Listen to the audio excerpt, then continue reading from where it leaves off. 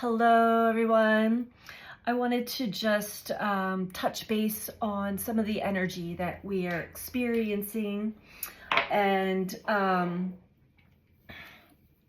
maybe give you a little bit of clarity as to the emotional buildup. And it's interesting because I'm actually looking at a deck of cards that's Black Moon astrology cards. Maybe we'll pull one of those when I'm done.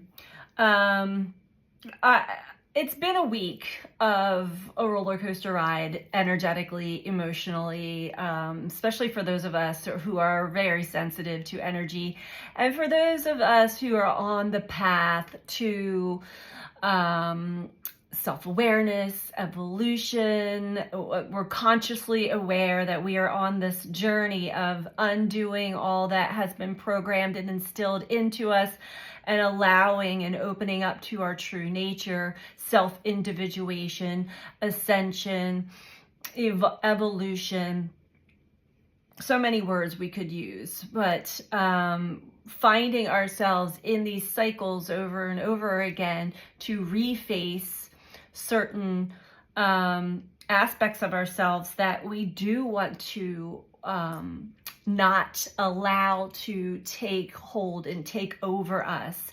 So what I'm going to talk about today, and I recall talking about this the last 2 months as well, because they hit me really hard, especially in May, is the moon in Scorpio. The moon had moved into Scorpio yesterday on the 4th of July and will travel through the sign of Scorpio until Sunday, the July 6th. While the moon is in Scorpio, it touches and meets up in a conjunction, I suppose you would say, and it highlights Black Moon Lillith. Black Moon Lillith, for those of you who do not know, is not a planet or asteroid. It is a point in the moon's elliptical.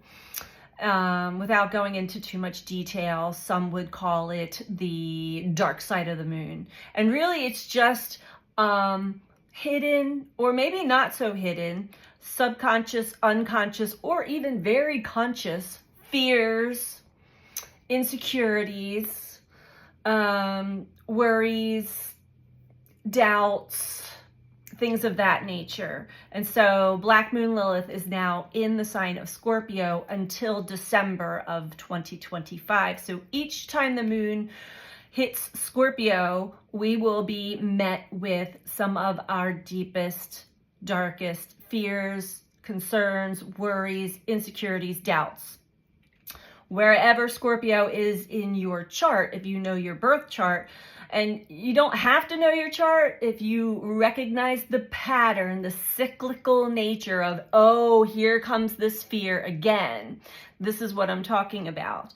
I'll give you an example. I am a Scorpio sun, and my Scorpio sun is in my second house of money, finances, resources, things of that nature. And each month I get a hit. I get unexpected bills or something happens. And I started to recognize this pattern when it dawned on me about where Black Moon Lilith is now, and how deeply I feel the moon's influence. So over time, it's not as strong.